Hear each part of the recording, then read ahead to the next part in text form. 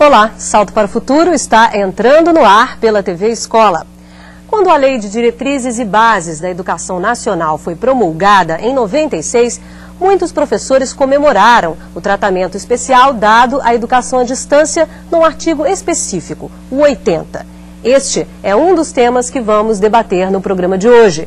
São nossos convidados o presidente do Conselho Estadual de Educação de São Paulo, Arthur Fonseca Filho, a diretora de Planejamento e Desenvolvimento de Projetos da Secretaria de Educação à Distância, do MEC, Carmen Moreira de Castro Neves, e o reitor da Universidade Federal do Ceará, Roberto Bezerra. Contamos também com as participações dos professores dos estados do Pará e de Pernambuco. E você é nosso convidado especial. Mande já a sua mensagem. Você pode participar do Salto ao vivo pelo telefone 0800 216689. Via internet salto@tvabrasil.com.br. Ou ainda pelo fax. Diz que o código da operadora, o DDD 21 e o número 224-5135. Nosso fax e e-mail estão 24 horas à sua disposição. É bom lembrar que a Lei de Diretrizes e Bases se refere à educação à distância em vários artigos, além do 80. A LDB define no artigo 32 que o ensino fundamental será presencial. A educação à distância deverá, neste caso, ser utilizada como complementação da aprendizagem ou em situações de emergência. Entretanto, mesmo no ensino fundamental, ela está recomendada para os adultos. No artigo 35, a educação à distância é citada na preparação básica para o trabalho e para a cidadania do educando. O artigo 47 da LDB reconhece a importância da educação à distância na graduação e na pós-graduação.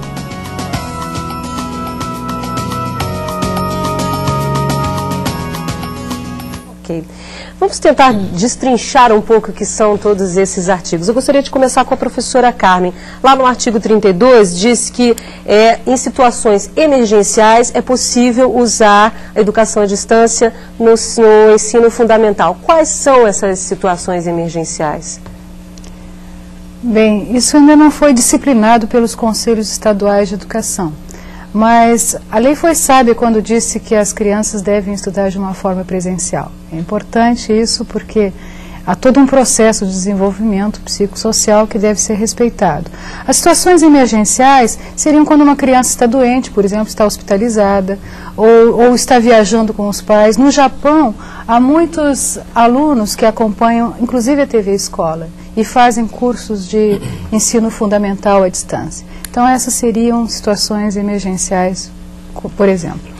Agora, professor Arthur, o senhor é presidente de um conselho estadual de educação. E como essa educação à distância seria no caso do ensino médio, por exemplo?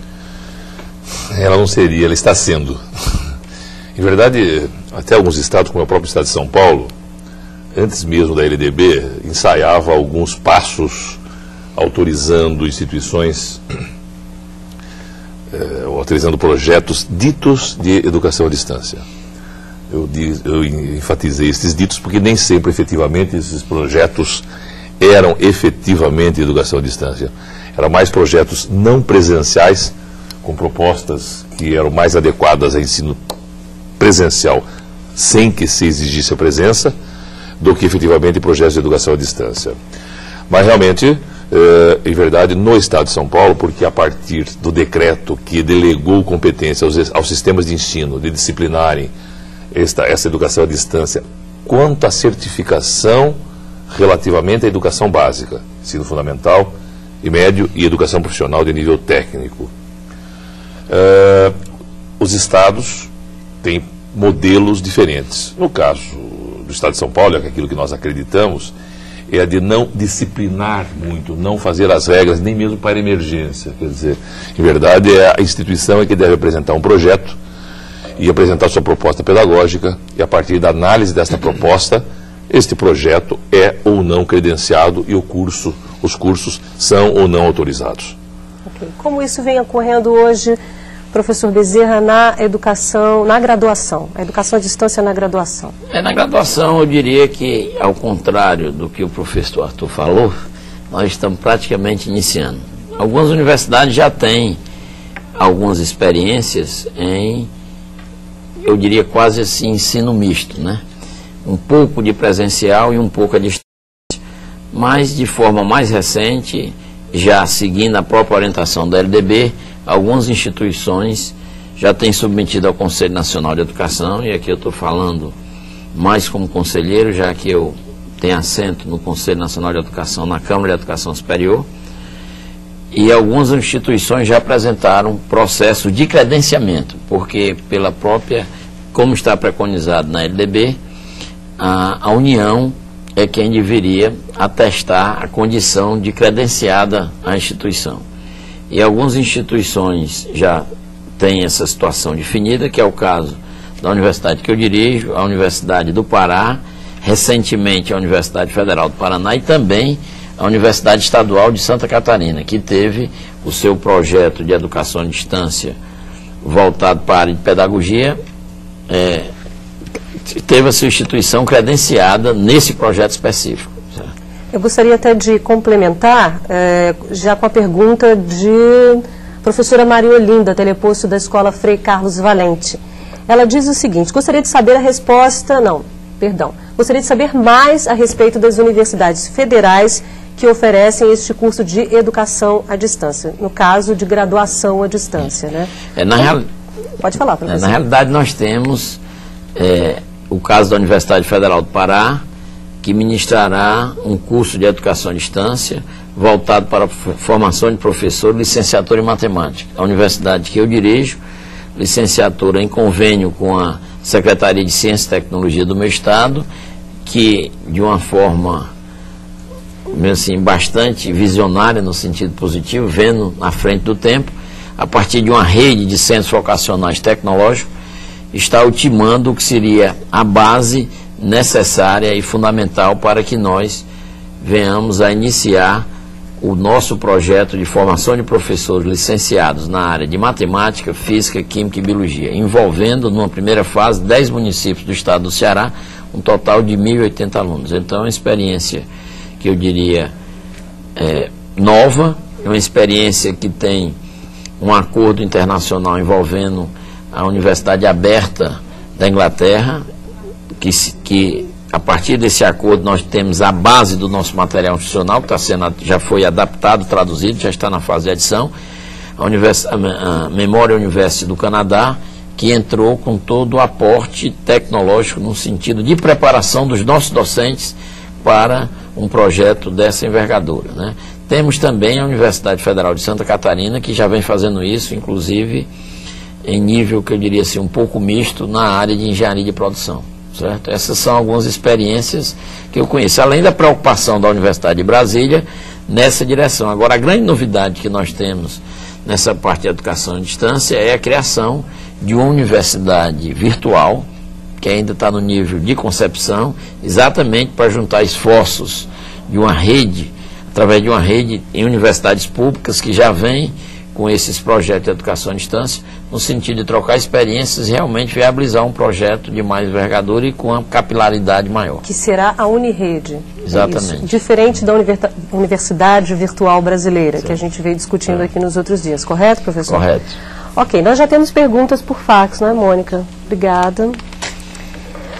Professor Ismar Inácio, de Teotônio Vilela, Alagoas. Temos uma LDB que aborda e muito a educação à distância. Não sou contra, mas como fica a população que não tem acesso à escola nem às novas tecnologias? Um bom exemplo mostrado em Central do Brasil é o de Dora como escrevedora. Professora Carmen. É interessante sua pergunta. Uma das grandes tendências da educação à distância hoje é justamente não centrar a educação numa tecnologia só. Então, hoje as pessoas estão falando mais do computador, mas, na verdade, o material impresso, ele ainda, para algumas regiões, para alguns professores, para alguma determinada clientela, ainda é válido. Nós, no MEC, por exemplo, nós temos o Proformação, que é um programa de leigos, que usa basicamente material impresso e televisão. Nós do Salto também, né? O Salto também, não é? Então, não há um modelo exclusivo de educação à distância. O que há é a convergência de vários modelos, de várias mídias, de várias tecnologias, de várias metodologias. Essa convergência faz a riqueza e traz uma pluralidade para a educação à distância, pluralidade essa que torna muito difícil legislar e avaliar a educação à distância. Professor Arthur, gostaria de comentar? Eu acho que o que a Carmen está colocando é bem aquilo que a gente vive. Acho que todos os sistemas de ensino que atuam com educação básica, né, então, portanto, os sistemas estaduais, têm vivido bem esse problema. E eu só queria fazer uma ressalva para que é evidente que o material, para que fique claro isso, que o material escrito é talvez o meio mais antigo e mais usado de mídia de educação à distância é o material impresso. Quer dizer, o ensino por correspondência é o precursor da educação à distância. Mas, no entanto, o que nós entendemos é que este meio, quer dizer, nos projetos de educação à distância, especialmente quando eles se referem à educação básica, para alguém que não é ainda leitor efetivo e completo, este material impresso requer uma preparação toda especial. Então não é a mídia que deve ser esta ou aquela, a internet, a informática, mas o uso, o meio, o projeto pedagógico, o material didático, que aqui passa a ser muito mais essencial do que nos projetos presenciais. Quer dizer, eu diria que no ensino presencial o material eventualmente é até dispensável e a figura e a presença e a ação docente permanente e contínua é fundamental. Nos projetos de educação à distância, o processo é inverso. O que é fundamental é realmente que a capacitação profissional projete um material didático adequado para o uso que ele vai ter. Portanto, esta pessoa que fica num lugar onde não tem acesso ao meio, a outros meios, mas que tem um material, se ele tiver material impresso, feito para ser usado sem o auxílio do docente, se ele tiver esta intenção e esta capacidade, esta competência, evidente que o impresso é um material, além de tudo, barato e bom para atender a população brasileira como um todo. Ok.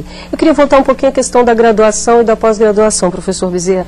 O que um aluno, uma pessoa interessada em cursar um curso de graduação à distância, deve observar, deve saber, para saber se aquele curso é de qualidade, se ele deve ingressar naquele curso ou não? Tinha dois aspectos aí que deveriam ser vistos. Não só o aspecto de qualidade, que é fundamental, mas também o desdobramento para que o aluno não seja vítima de uma determinada aventura. O que é que eu quero dizer com isso? É que hoje existe na própria legislação, sem querer puxar sempre para o lado da legislação, certo? Um disciplinamento que tem que ser seguido.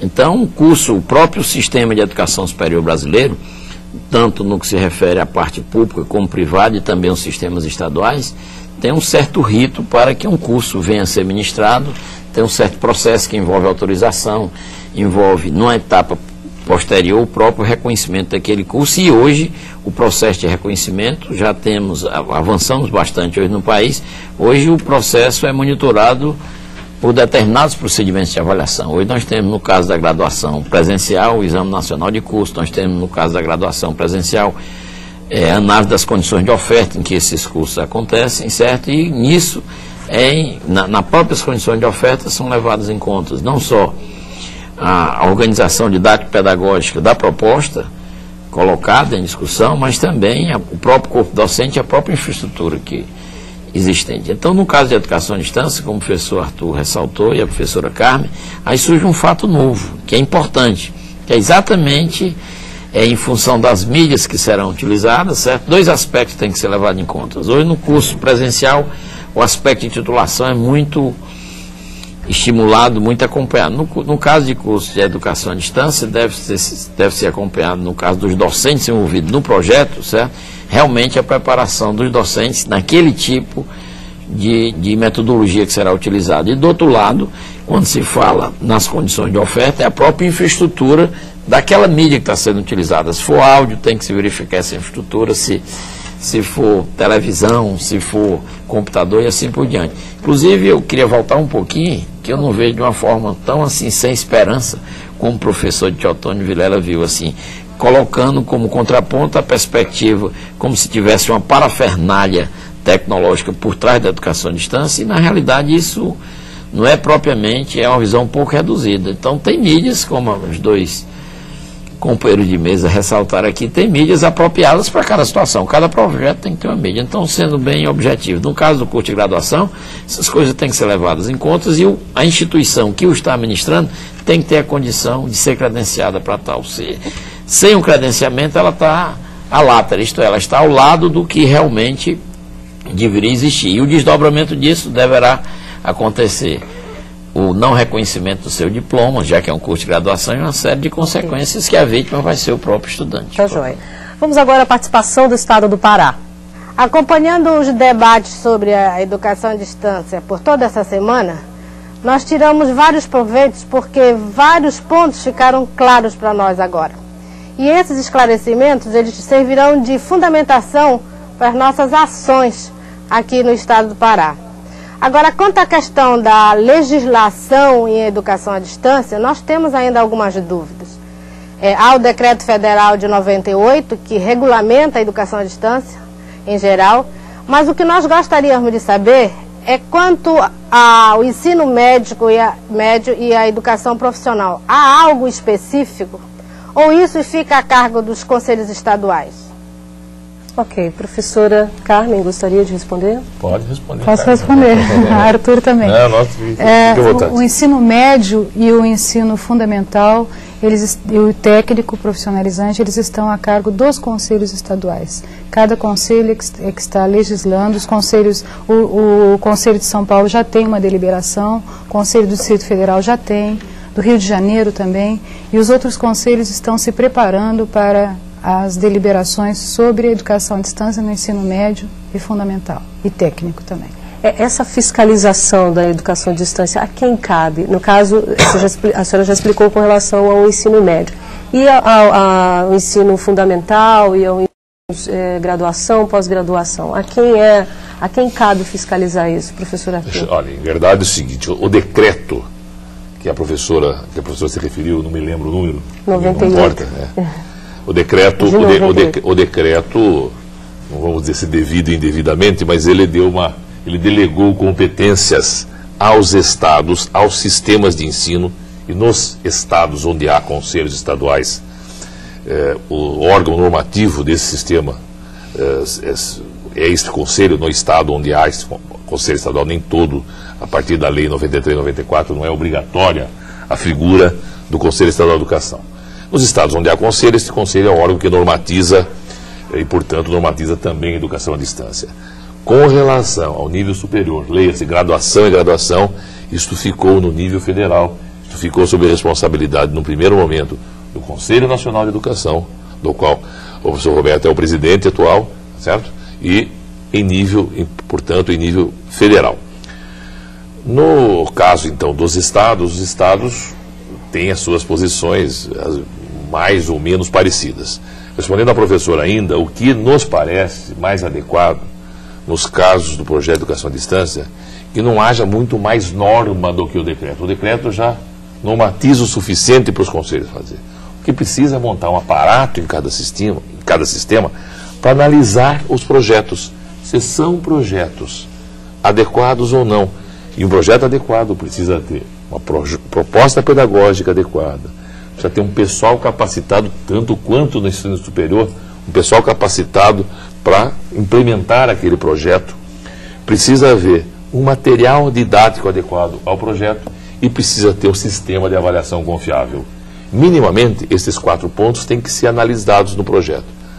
Com a nossa experiência em São Paulo, eu ousaria dizer que muito menos do que regras para apresentar burocraticamente isto ou aquilo documento, à semelhança do que erroneamente vem acontecendo no ensino presencial, vamos começar certo desta vez e vamos fazer uma efetiva análise do projeto para que a gente credencie quem tem mérito para desenvolver, ao invés de autorizarmos sem critério para depois correr atrás para enxugar a poça. Tá certo. Nós temos agora a participação da professora Tânia, aqui do Rio de Janeiro.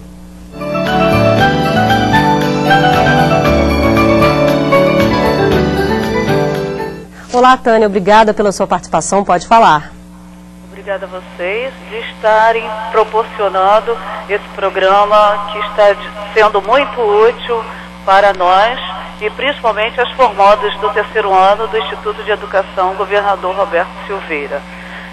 Assistindo às citações dos artigos da LDB logo no início do programa e ouvindo a fala da professora Carmen, gostaríamos de saber se dentro de uma situação emergencial no ensino fundamental do artigo 32, como ficará a situação do aluno brasileiro nesse processo?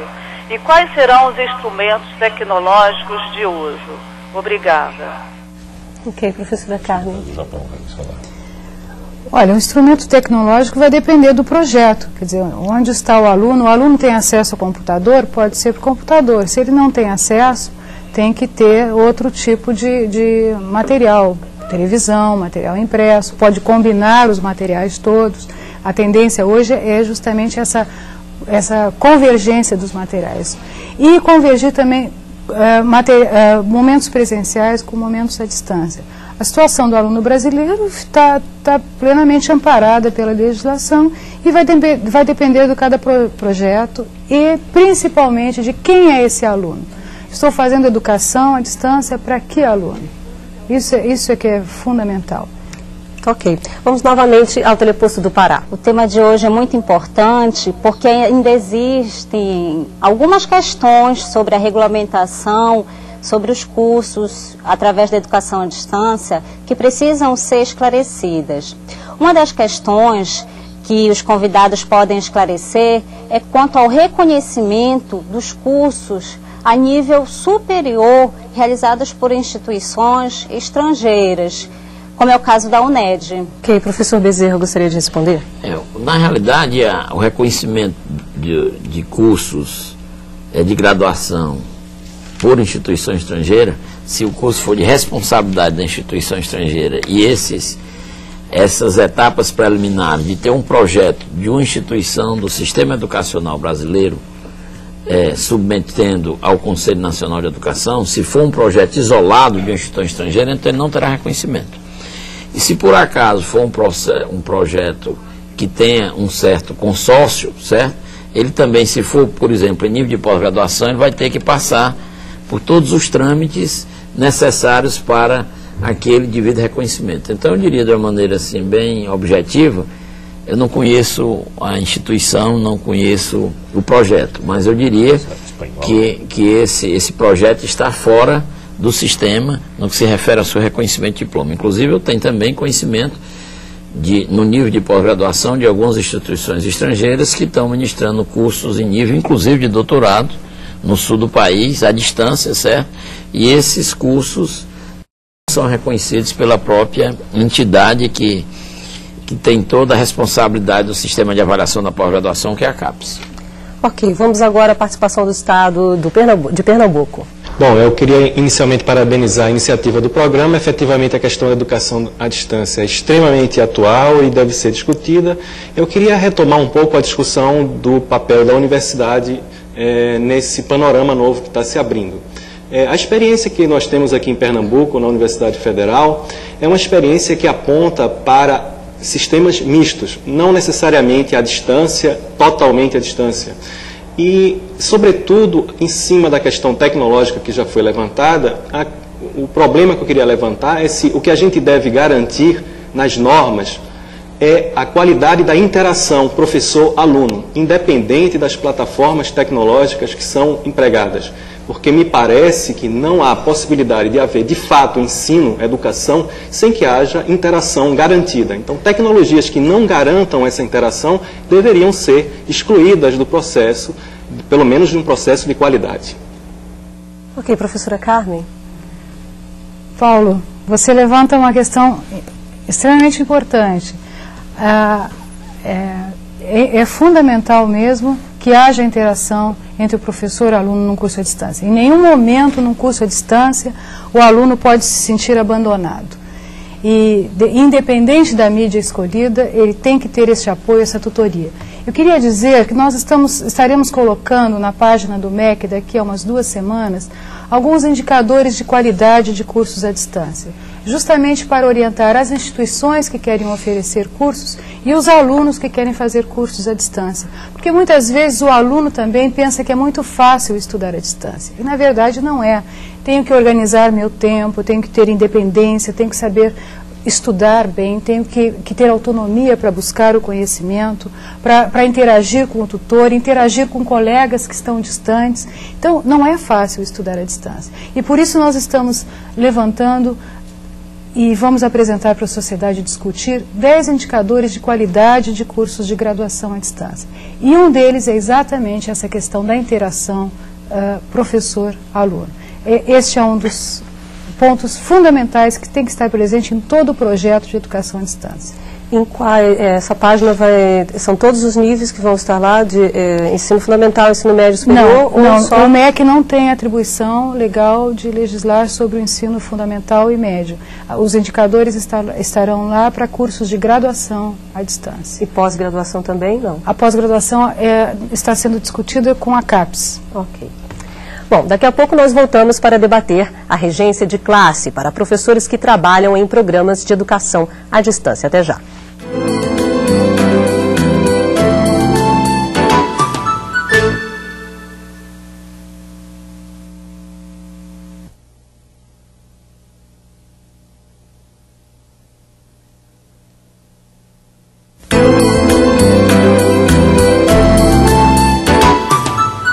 Abrir este bloco com uma pergunta. As tecnologias influenciaram os planos de carreira do magistério? Como fica a situação de um professor de um curso de educação à distância? Ele tem direito à regência de classe? O conceito de regência de classe se estende aos professores que trabalham com tecnologias interativas. A regência é garantida aos educadores que desenvolvem projetos em laboratórios, atendendo a alunos ou a outros professores. As tecnologias usadas na educação criam novas necessidades. Por exemplo, como serão avaliadas e certificadas as competências de professores e alunos em programas realizados à distância.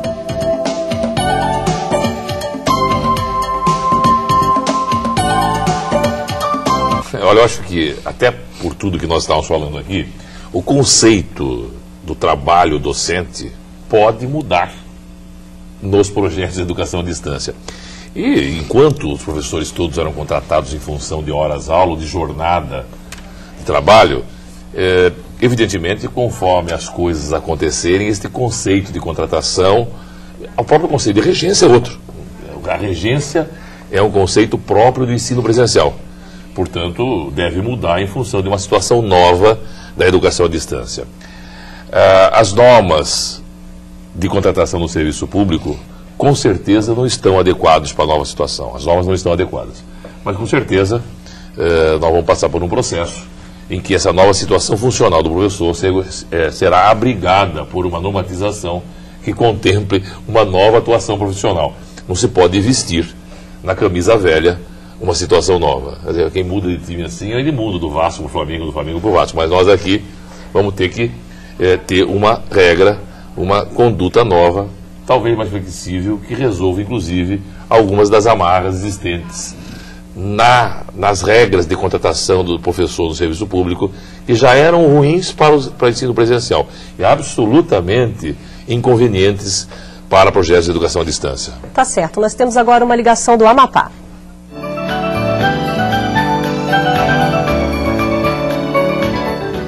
Olá, quem está na linha? Meu nome é Nathaniel. Estou falando do teleposto Augusto Antônio Santana, Amapá. Minha pergunta é a seguinte: que sugestões vocês dariam para escolas de ensino médio ou universidade que ainda não adotaram a educação à distância na aprendizagem do aluno? Obrigada e boa noite. Obrigada pela sua participação. Professor Roberto. Eu acho que é importante essa sua pergunta, na direção de que nós hoje temos um desafio grande em todos os níveis da educação brasileira, certo? E o desafio, se nós formos para os quantitativos, são atingidos, no caso da educação superior brasileira, nós temos um vácuo muito grande. Hoje nós temos cerca de, como taxa de escolarização, que é um conceito que permite você medir dentro de um determinado contingente populacional a intensidade em que aquele nível educacional é praticado, aquele nível educacional, nós temos taxa de escolarização bruta da educação superior brasileira, uma taxa de cerca de 14%. Isso é medido como uma relação entre população nas universidades, nas faculdades de uma maneira geral, população no ensino superior, dividido pela população de 20 a 24 anos. E países, nossos vizinhos, a Argentina tem quase 40%, o Chile em torno de 30%, Bolívia 23%, os países centrais da Europa 50%, os Estados Unidos quase 80%. Então isso mostra a nossa defasagem em termos de quantitativos da nossa juventude dentro da universidade. Então nós temos este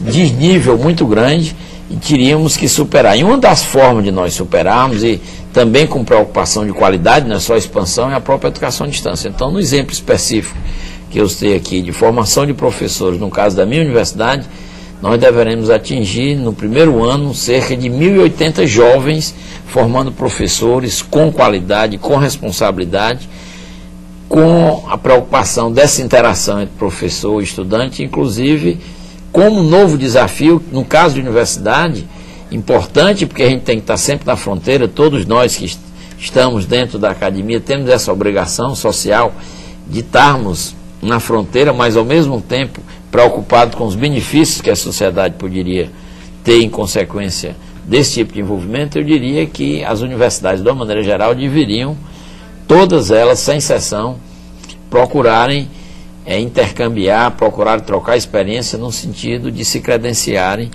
para educação à distância de uma maneira geral. Estou falando no nível de ensino e graduação. Tá Meus certo. colegas... Eu acho até que vou entrar aqui numa... Pois não. Primeiro que a gente precisa entender que no ensino fundamental e médio a regra deve ser ensino presencial. A nossa grande meta, o nosso grande sonho, a nossa grande proposta, ou proposta brasileira, é atender todos os alunos na idade adequada no ensino fundamental e médio. Aliás, é o que a lei diz, obriga no ensino fundamental e insinua e enseja que os estados todos atendam a todos os alunos. Portanto, só quero dizer, talvez a solução de estendermos a capacitação e a formação de professores através do ensino à distância, para que possamos, no futuro, o mais próximo possível, não termos que adotar estratégias de ensino à distância para jovens e adultos que não tiveram oportunidades na idade adequada de fazer ensino presencial. E até não voltar ao que era antes, não ter uma visão de que a educação à distância é para cobrir alguma defasagem em algum momento. Exatamente, né? Quer dizer, a proposta me parece muito mais, do ponto de vista de esforço nacional, é prover para que não tenhamos jovens e adultos que precisam se socorrer de alguma coisa que é suplementar, educação de jovens e adultos, ensino à distância, porque o ideal é que tenhamos ensino presencial quanto à educação básica. Agora, só complementando aqui um aspecto importante pelo que o Arthur falou, no caso de algumas regiões mais longínquas, certo, a possibilidade de se levar a educação à distância a partir de instituições, que eu diria assim, credenciadas, inclusive em nível superior, dentro de propostas com consistência sob o ponto de vista não só pedagógico, mas também com garantia de qualidade, é fundamental, porque você garante, dentro das condições atuais, você garante uma capilaridade que você não conseguiria vamos dizer assim, pela forma presencial, principalmente pelas condições de infraestrutura e de recursos que nós dispomos, tanto não só docentes como recursos físicos. Tá certo. Vamos voltar então ao estado do Pernambuco? Quero primeiro agradecer esse momento muito especial para o estado de Pernambuco, que tem buscado ativar os telepostos no sentido de discutir temas da maior importância, como esse de educação à distância. E quero aproveitar esse momento para repensar uma questão fundamental, que me parece, que é o regime de colaboração União, Estado e Município, para que se possa constituir um pensamento comum, ou um pensamento que possa redefinir a prática pedagógica das escolas. e possa também repensar a qualidade do ensino, tomando esses ambientes tecnológicos ou essas tecnologias como possibilidade de construir ambientes e comunidades de aprendizagem. Eu sei que isso é muito difícil, porque isso implica numa mudança de cultura da escola, mas eu gostaria muito que a gente pudesse refletir juntos como esse regime de colaboração poderá nos ajudar a realizar a pedagógica da escola, tendo a educação à distância como uma possibilidade de um novo modelo para repensar até a prática convencional que nós vemos fazendo nas escolas públicas. Ok, professora Carmen. A minha amiga Tereza de Pernambuco tocou num ponto fantástico. E a Secretaria de Educação à Distância está trabalhando exatamente para isso. O que a gente faz com a TV Escola? A TV Escola é exatamente levar a tecnologia para as escolas públicas de ensino fundamental e agora médio, para que os professores tenham novas possibilidades. O Proinfo também. O Proinfo trabalha com computadores, sempre preocupados, tanto a TV Escola quanto o Proinfo, não com equipamento, mas com educação. O equipamento vem como uma ferramenta, como um recurso para uma educação melhor, mais dinâmica, mais divertida, mais contextualizada. Acho que o trabalho da Secretaria, o trabalho do MEC em relação à educação à distância, é de levar aos professores, às escolas públicas, sem nenhuma interferência no seu projeto pedagógico. Tanto a TV Escola quanto o Proinfo são programas muito democráticos, que respeitam a autonomia dos sistemas e exatamente respeitando o que a Tereza coloca de integração entre os diversos sistemas. A TV Escola e o Proinfo são realizados, desenvolvidos e implementados com a União, os estados e os municípios.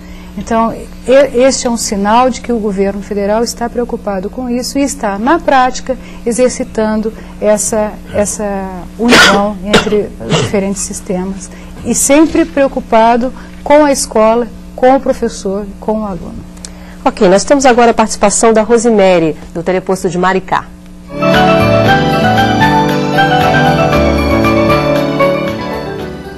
Oi, Rosemary, obrigada por participar mais uma vez aqui do Salto. Pode falar. A LDB prevê a formação através de cursos ministrados à distância.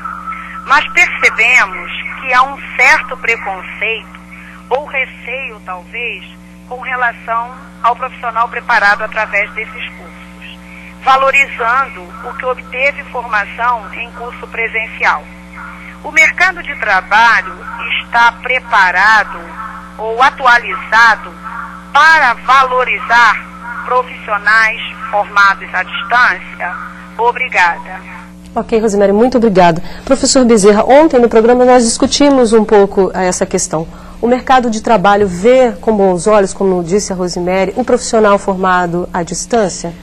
Ora, eu não teria assim uma resposta muito direta, objetiva, no sentido de avaliar como o mercado de trabalho vê o profissional formado na condição de educação à distância. Agora, eu entendo o seguinte, a forma do mercado ver esse profissional vem em consequência da própria prática e do próprio tipo de reconhecimento e da própria qualidade e habilitação habilidades que esse profissional vem a demonstrar numa situação real. Então, eu não diria que existe propriamente uma visão assim preconceituosa. Primeiro, existe uma certa desinformação no mercado sobre formas alternativas de apropriação de conhecimento através de educação à distância. E, ao mesmo tempo, não existe ainda de maneira clara, e eu fiquei muito feliz aqui com as informações passadas pela professora Carmen, com esse tipo de preocupação de indicadores voltados para aspectos de avaliação de qualidade, porque um dos desafios que nós temos pela frente é exatamente essa vertente de avaliação. Então o mercado teria que ter do lado dele alguma garantia, não de certificação, mas muito mais de avaliação. Se nós atingirmos essa condição de amadurecimento, que é um problema mundial hoje, não é um problema de Brasil não, devido à contextualização e à contemporaneidade de uma série de tecnologias que vêm sendo adotadas. Se o mercado tivesse uma garantia no que se refere à avaliação, então tenho certeza que esses não haveria nenhum preconceito com relação à origem do profissional. Tá certo. Eu sei que a professora Carmen quer comentar, mas a gente vai para o intervalo, daqui a pouquinho a senhora fala, tá ok? Salto para o Futuro volta daqui a pouco fazendo um resumo sobre a educação à distância e a Lei de Diretrizes e Bases. Até já.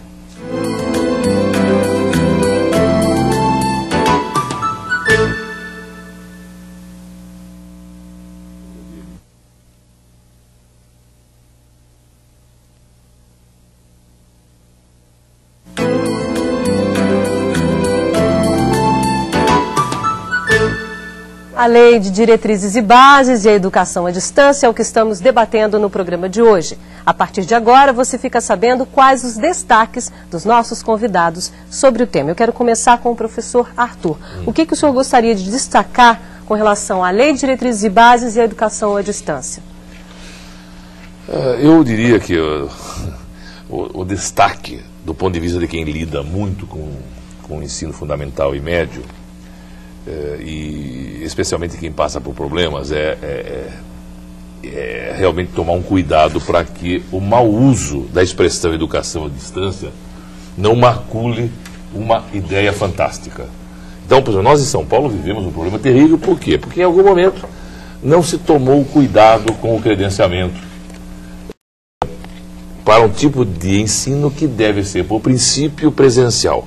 Aliás, até quero fazer uma provocação para o professor Roberto. Quer dizer, talvez o inverso de uma situação do ensino que deve ser presencial, eu diria que no mestrado, doutorado, tem tudo para não ser presencial. Eu acho que os órgãos responsáveis devem agilizar no sentido de favorecer, até porque esse leitor tem toda a competência já para poder organizar o seu tempo, os seus estudos a partir de uma orientação segura, quando em contraponto à educação básica. Portanto, eu entendo que do ponto de vista da legislação, e eu acho que nesse aspecto a LDB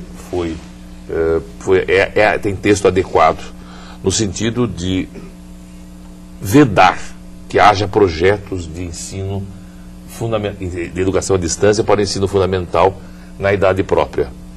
E, portanto, deve se restringir a situações em que não há possibilidade dos municípios atenderem a educação de jovens e adultos presencialmente, e onde realmente esse brasileiro que não teve acesso à educação formal de idade própria, lógico que nós temos que prover para que nós façamos que esse cidadão tenha acesso onde ele estiver e no horário que ele puder, mas realmente é esse o esforço. Então, acho que a sua pergunta me leva a isto, é não transformarmos e não entender que a legislação, por enfatizar a educação à distância, minimize a educação presencial no caso da educação básica.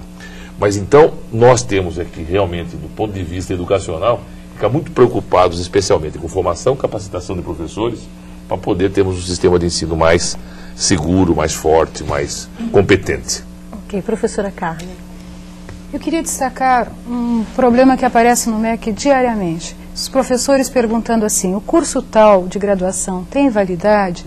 O curso está dizendo que eu não preciso nem passar por processo seletivo, nem apresentar certificado de conclusão de 2º grau.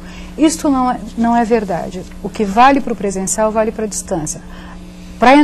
Para uma graduação à distância, precisa passar por um processo seletivo e precisa apresentar o comprovante de 2º grau ou equivalente, como está na lei. Além do mais, a instituição, como disse o professor Bezerra, ela tem que ter sido autorizada pelo Conselho e o parecer homologado pelo Ministro da Educação. Para facilitar as pessoas, nós estamos colocando na página do MEC todas as instituições que estão sendo credenciadas. Se a instituição não diz para o aluno qual é o número do parecer do Conselho Nacional de Educação que autorizou o curso, este curso não está autorizado. Então, para que o aluno se resguarde, saiba que está fazendo um curso realmente autorizado pelo Ministério da Educação, ele precisa pedir esse parecer para essa instituição. Caso ela não tenha, possa entrar em contato com o MEC para saber se ela é credenciada ou não.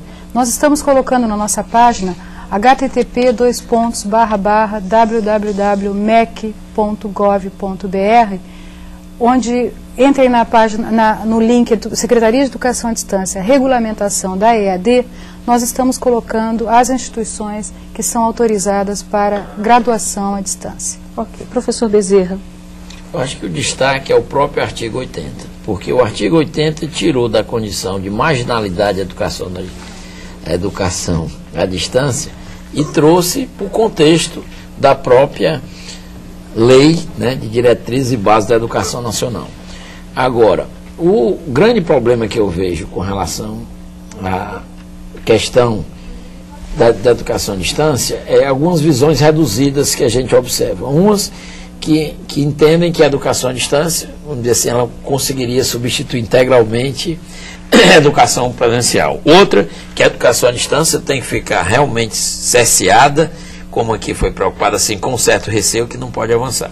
E a provocação do professor Arthur é extremamente interessante, que ele joga na mesa um desafio que a gente tem que ter coragem de enfrentar. E a CAPES, na minha visão, está começando a assumir esse desafio. A CAPES já está preocupada em montar algumas diretrizes gerais, algumas sugestões gerais, alguns delineamentos sobre como poderia funcionar em termos de pós-graduação, estrito sensu, mestrado e doutorado, certo? Abordagens que envolvem a educação à distância. Agora, quando o professor fala por que é que nós não deveríamos mestrado, doutorado, então de cara eu diria o seguinte: em algumas áreas de conhecimento poderia ser até viável, em outras áreas de conhecimento a educação à distância ela fica como forma exclusiva, fica impedida por questões da própria, vamos dizer assim, apropriação do conhecimento naquela área. Por exemplo, se é uma área experimental, fica um pouco complicado um projeto só de educação à distância, certo? Poderia ser distribuída, porque exatamente, às vezes ele atua num local onde tem recurso, mas não orientação. Então, a forma mista, eu acho que é uma forma que vai permitir um avanço muito grande. Eu tenho a impressão que é isso que está passando na concepção da CAPES. Agora, sem nunca perder a seguinte dimensão: a CAPES sempre é muito citada, sempre é reconhecida como instância do sistema educacional brasileiro, no caso específico, responsável pela parte de pós-graduação, que sempre considerou a avaliação como uma coisa muito forte, certo? Então a avaliação sempre foi um ponto forte na CAPES.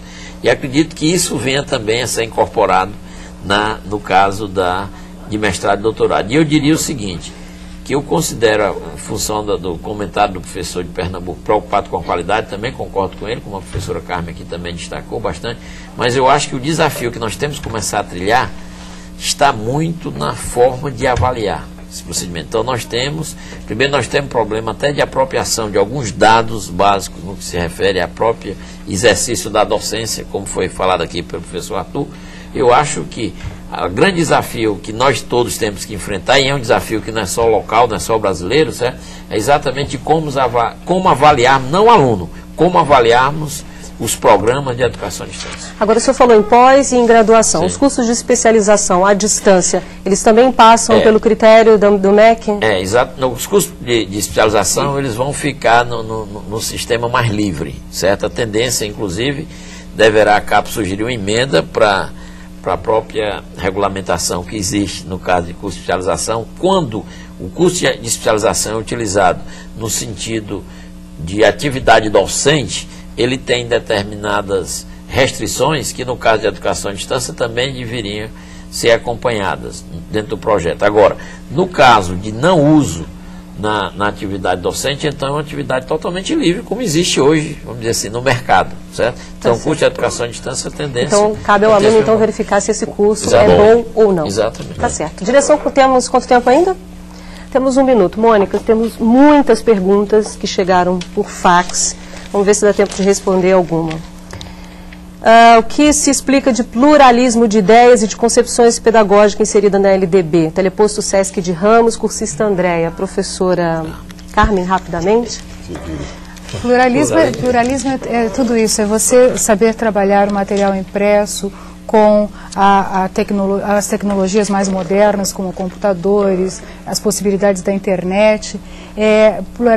Pluralismo é você conseguir trabalhar o que é ser construtivista com com todos esses equipamentos, não abandonando toda a riqueza que é o ser humano, não é? Essas múltiplas inteligências do ser humano, que é um ser não só de tecnologia, mas um ser de dança, de música, de leitura, de escrita, de raciocínio lógico. Então, isso tudo é pluralidade, tudo isso tem que estar presente num projeto de educação à distância, porque a gente não quer fazer só ensino à distância, a gente quer fazer educação à distância. E existe uma grande diferença entre ensino e educação, né? Ok, bom, várias perguntas estão aqui, chegaram por fax, não vai dar tempo de responder a todas, os especialistas vão responder a todas essas perguntas depois do programa, ok?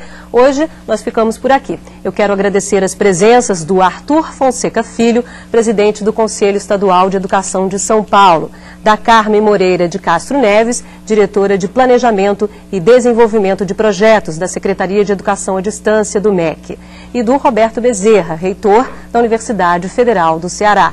Agradecemos também as participações dos professores dos estados do Pará e de Pernambuco. No próximo Salto para o Futuro, vamos falar sobre as iniciativas em educação à distância do Ministério da Educação. A gente se vê amanhã. Tchau.